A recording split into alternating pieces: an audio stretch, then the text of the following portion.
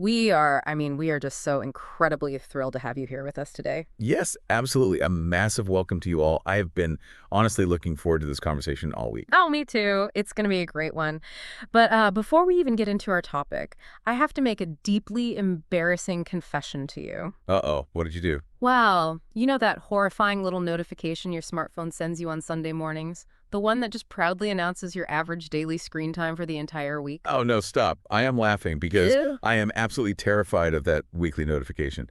It honestly always feels like a very personal attack from my own device. Right. It totally does. Well, I looked at my number yesterday and I just stood in my kitchen laughing like a complete maniac. Oh, wow. Okay, how bad was your number? Yeah. I mean, you have to tell us now. Let's just say it was absolute chaos. It is genuinely shocking how many hours I spend just, scrolling, just staring at everyone else's perfectly styled, beautifully lit lives. Yeah, we all do it. And the whole time I'm looking at these glamorous photos, I am literally sitting on my couch in my oldest, most worn out sweatpants with my hair tied up in a messy bun looking like I haven't slept in a week. It is hilarious because I do the exact same thing. I mean, the sheer contrast between our messy, chaotic real lives and those incredibly polished digital profile pictures is just ridiculous. It really is. It's like two completely different worlds. Absolutely. And I will fully admit right now, I actively use those silly Instagram filters, the ones that artificially smooth out your skin or add the funny dog ear. Oh, for sure. The dog ears are classic. Right. But I use them mostly just to hide the fact that I am completely exhausted and have massive dark circles under my eyes. See, we all do it. We slap on a digital filter, we hide the tired eyes, and suddenly the whole world thinks we have our lives completely organized. Exactly. But not today. No, not today. Because today we are stripping away those filters. We are diving into some truly fascinating source material titled The Digital Illusion: Why Comparing Your Real Life to Instagram is a Trap. I love that title. It is so relevant. It really is. And our mission today is to uncover the deep psychology of why we constantly fall for this digital trap. And along the way, we are going to master 5 crucial English phrases to help you navigate this modern digital landscape. So, okay, let's unpack this. Yes, let's start with the basic everyday experience. I mean, think about it. You open a social media app, you scroll for maybe 2 or 3 minutes, and almost instantly you are bombarded with images of unbelievable perfection. Oh, completely. It's just endless. Right, you see permanent tropical vacations, flawless skin, and these incredibly expensive dinners. And immediately, the natural human response is to look around at your own regular, ordinary life and feel terrible about Right. yourself. You just feel like inadequate. Exactly. Yeah. So we have to ask, why does that negative feeling happen so incredibly fast? What's fascinating here is that Instagram is not reality at all. It is a highly edited, filtered entertainment show. Yeah, it feels like an automatic reflex, though. Like my logical brain knows I am not competing with an Instagram model sitting on a yacht in Dubai. Logically, I know it is just a bunch of pixels on a glowing screen. Right. Logically, you know that. Right. So why does it still hurt? I mean, why do we feel so bad? Well, because it hijacks a very ancient part of our human brain. Evolutionarily speaking, humans are biologically wired to constantly compare themselves to their surrounding community. Okay, that makes sense, like back in ancient times. Exactly. Thousands of years ago, knowing your exact social status within your small tribe of, say, 150 people was a literal matter of survival. If you were falling behind the group, you might lose access to food or, physical protection. Wow, okay, so our brains haven't really evolved past that basic survival instinct. Not at all. But on the internet, the scale is just entirely different. Instead of comparing ourselves to 100 normal people in a physical village, we are suddenly comparing our lives to the top 0.01% of 8 billion people on the entire planet. Exactly. And the visual processing center of your brain operates much faster than your logical reasoning. Oh, that's interesting. Yeah, so when you see a high-status image of someone on a luxury yacht, your brain doesn't instantly process the thought, oh, this is digital marketing. It subconsciously processes the thought, I am failing in my social group. Wow. Which brings up a very useful English phrase to help us reframe what we are actually looking at. We are not seeing their real life. We are seeing a highlight reel. A highlight reel, yes. That is such an important phrase to learn. We usually hear this term in sports, actually. Like when you watch a sports recap show, they do not broadcast the 3 hours of boring jogging, stretching, and, Yeah. missed Oh, passes. definitely not. That would be so boring. Right. They only show the spectacular 2-second moments where someone actually scores a goal. And that is the highlight reel. And social media functions the exact same way. A highlight reel is a carefully chosen, highly edited collection that shows only the absolute best, most exciting, and most successful fragments of a person's life. While totally ignoring the rest of it. Exactly, erasing all the boring, sad, or ordinary moments entirely. So, to put this phrase into practical use, listen closely to how we structure it in a sentence. Remember that social media is just a highlight reel of someone's best and rarest moments. Yes, and the word rarest in that sentence is essential. We naturally perceive these glamorous highlights as their everyday reality, when in fact these moments are a rare exception to their normal daily routine. But I want to push back on that idea just a little bit. Is it really all just fake glamorous highlights anymore? What do you mean? Well, what about this massive new trend of, like, authenticity online? You constantly see influencers posting videos of themselves crying over stress or deliberately showing a messy, disorganized bedroom. Oh, right, the relatable content. Yeah, they claim they are breaking the illusion and being totally vulnerable with their audience. So doesn't that prove that real life is being shared? That is a very interesting observation, but we really have to examine the psychology of parasocial relationships here. Parasocial relationships, like the one-sided relationships we have with creators. Exactly, these one-sided emotional bonds we form with online creators. Even when an influencer posts a crying selfie, it is still a highly orchestrated performance. Oh, wow. Really? Yes. I mean, sure, they might genuinely feel sad in that exact moment, but they still made a conscious decision to pick up a camera, find decent lighting, take a photo, review the photo to make sure they look okay, and write a compelling caption. They are carefully managing your perception of their vulnerability. That is wild. So essentially, even the messy, vulnerable moments are part of a curated marketing strategy to build trust. Quite often, yes. Because, true, raw vulnerability, the deeply chaotic, aggressively stressful, and embarrassing parts of life is almost never broadcasted to the public. Yeah, that makes sense. Nobody stops to set up a camera tripod while they're having a devastating financial argument with their partner. Exactly. And no one takes a glamorous selfie while they are furiously scrubbing a notoriously dirty toilet. Those truly difficult human moments happen entirely out of sight. Which perfectly introduces our second crucial phrase, describing exactly where those authentic moments actually happen.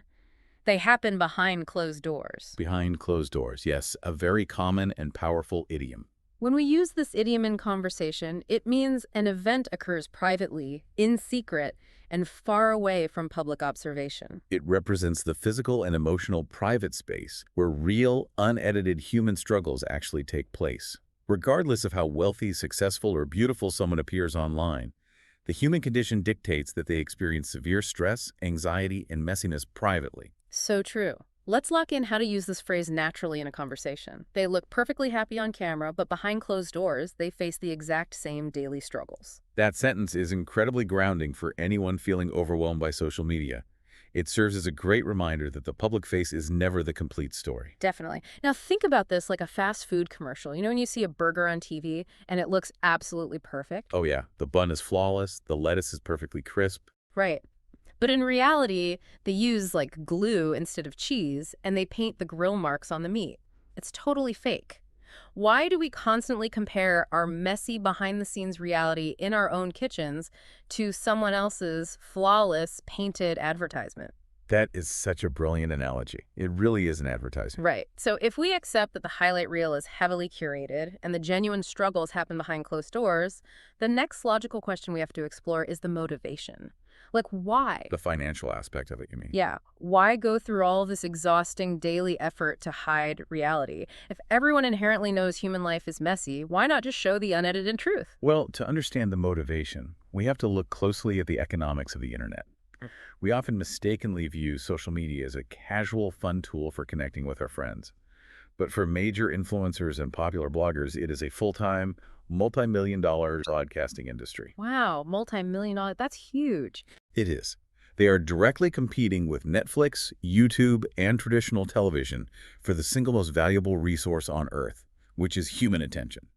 Because capturing human attention is exactly how they generate revenue. They need massive amounts of viewers to sell advertising space, secure corporate sponsorships, and promote their products. Precisely. And human psychology dictates that we are naturally drawn to novelty, extreme beauty, and aspirational lifestyles. A completely normal, visually boring day simply does not capture mass attention. Right, nobody wants to watch me fold laundry for 3 hours. Exactly. To survive and succeed financially in that competitive industry, creators are forced to make everything look significantly more exciting, glamorous, and appealing than it actually is in real life. To achieve that, they rely on our third English phrase, which is to sugarcoat.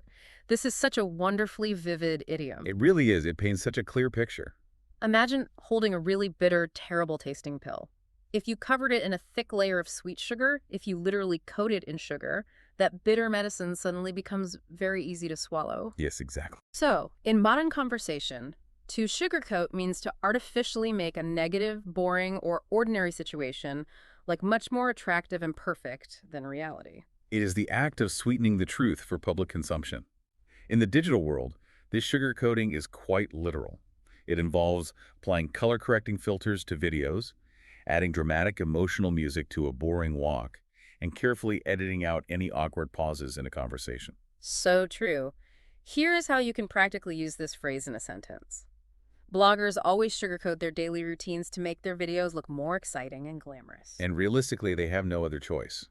If they refuse to sugarcoat their content, the social media algorithms will not promote their videos, and they will literally lose their income. It is a strict business requirement, not an accurate reflection of their actual daily existence. Okay, here's where it gets really interesting. Think about those incredibly popular videos titled My Perfect Morning Routine. You have definitely seen them. Oh, yes, I see them all the time. Right. The influencer wakes up perfectly refreshed as the morning sun rises. They stretch gracefully in expensive silk pajamas, they drink a vibrant green juice in a flawless, spotless kitchen, and their entire life just looks impossibly peaceful. The visual aesthetics of those routine videos are incredibly soothing to the brain. It is dangerously easy to watch them and immediately wish your own chaotic mornings looked exactly like that. But let's pull back the curtain on how those peaceful videos are actually manufactured. It is essentially a professional movie set. It really is. That person did not just naturally wake up looking like a supermodel. They likely got out of bed 2 hours earlier, looking just as tired and messy as the rest of us. Oh, without a doubt. They spent a full hour setting up heavy camera tripods in their bedroom. They adjusted massive, bright studio lights. They climbed back into bed, pretended to be asleep, hit the record button, fake woke up for the camera, checked the video footage, realized the lighting angle was bad, and then had to pretend to wake up 3 more times. It's absurd when you think about it. When you break down the physical production process like that, it sounds completely exhausting. It completely destroys the magical illusion of a peaceful morning. It totally does. But the core problem is, when we sit on our phones and watch that final 10-second edited video, we completely forget about the hidden tripods and the bright studio lights. We do. Our brains just accept what we see. Right. We start to believe the peaceful morning is completely real. And this is exactly what our source material warns us against. We must avoid our fourth crucial phrase, which is to buy into something. This is a vital phrase for maintaining strong media literacy. To buy into something means to completely accept a beautifully packaged lie, a fake concept, or a marketing illusion as the absolute truth. You are metaphorically purchasing the idea with your genuine belief. Yes, you are allowing a manufactured, scripted advertisement to dictate what you believe is real. Listen to how we use this phrase as a warning. If you buy into the illusion of internet perfection, you will quickly become miserable. And the really sad part is, the social media algorithms actually rely heavily on you feeling a little bit miserable. Wait, really? They want us to feel miserable? Well, yes. If you buy into the illusion, your brain registers a massive gap between your normal real life and their fake digital life. That gap generates feelings of anxiety, envy, and inadequacy. Oh, wow. I never thought about it like that. And how do we typically try to soothe that sudden anxiety? By continuing to mindlessly scroll. The platform profits directly from manufacturing your insecurity. That is a fascinating yet incredibly dark mechanism. We are basically scrolling to temporarily fix the negative emotions that the scrolling itself just caused. Exactly. It's a closed loop. So how do we actively break the psychological cycle? When I am sitting on my couch and I suddenly feel that heavy wave of jealousy wash over me, what is the practical solution? If we connect this to the bigger picture, the most effective psychological tool is cognitive reframing, which brings us to our fifth and final English phrase. Okay, what is it? When you feel that jealousy, you have to force your brain out of the digital illusion by giving yourself a reality check. A reality check. I love that. I love how straightforward and practical that sounds. It literally means checking your current emotional perception against hard reality. It is a sudden, highly grounded realization. It is a concrete fact or an undeniable physical experience that actively pulls you out of a fantasy and reminds you of how the real, messy physical world actually functions. So if you see an influencer's flawless, sparkling white living room online, a reality check would be seeing a photograph of what exists right behind the camera lens, which is probably a giant, chaotic pile of dirty laundry and tangled power cords. Exactly. Let's practice using this phrase. Seeing how messy their actual houses are in real life was a massive reality check for me. That reality check completely shatters the spell. The source material emphasizes this heavily. You have to actively and aggressively remind yourself that your ordinary, messy, unedited days are the normal human experience. You cannot measure your personal self-worth against a digital mirage that was specifically designed to sell you products. Absolutely not. So, what does this all mean for our daily lives? We have explored the evolutionary biology of social comparison, the hidden truth behind the highlight reels, the multi-million-dollar business model of sugarcoating reality, and the absolute necessity of giving ourselves frequent reality checks. How do we move forward from here? I think the most powerful way to reframe our relationship with social media is to look at it through the exact same lens as pure fiction. Pure fiction, like a movie. Yes, exactly like a movie. When we go to the cinema to watch a massive science fiction or fantasy movie, we do not leave the theater feeling deeply depressed because we do not own a flying spaceship or, magical powers. Right, that would be silly. Because we know, logically, it is a highly produced script with expensive special effects. We just eat our popcorn, enjoy the cool visual effects, and go back to our normal lives. And we should consume social media in the exact same way. If we fully accept that Instagram is just an artificial, highly produced entertainment show, we can look at the beautiful pictures of tropical vacations or fancy food without ever expecting our real lives to match a fictional sponsored script. That is such a brilliant takeaway. Treat it like science fiction, enjoy the movie, but always remember it is just a movie. Exactly. Well, now, before we wrap up today, we are moving into our crucial review section. This is where we ensure you have truly mastered the 5 vocabulary phrases we explored today. This is my favorite part. Mine too. We are going to recap them one by one. We will give a quick summary of the meaning, and then we will read the exact example sentence again so you can securely lock it into your memory. All right, let us begin our review. Number 1, a highlight reel. This is a short, curated collection showing only the absolute best, most successful 1% of someone's life while actively erasing all the normal, boring, or sad parts. Here's your example sentence. Remember that social media is just a highlight reel of someone's best and rarest moments. Excellent. Number 2, behind closed doors. This phrase refers to things that happen privately, completely out of public view, where real, unedited human struggles and emotional messiness take place. Here's your example sentence. They look perfectly happy on camera, but behind closed doors, they face the exact same daily struggles. Number 3, to sugarcoat. This means to artificially sweeten reality, making a normal, negative, or boring situation look much more glamorous, attractive, and perfect than it actually is. Here's your example sentence. Bloggers always sugarcoat their daily routines to make their videos look more exciting and glamorous. Number 4, to buy into something. This phrase means to completely accept a beautifully packaged lie or a marketing illusion as the absolute truth, allowing it to manipulate your genuine emotions. Here's your example sentence. If you buy into the illusion of internet perfection, you will quickly become miserable. And finally, number 5, a reality check. This is a sudden, grounded realization that pulls you out of a digital fantasy and reminds you of how the real, messy world actually functions. Here is your final example sentence. Seeing how messy their actual houses are in real life was a massive reality check for me. Those 5 phrases are incredibly powerful tools for understanding and navigating modern media.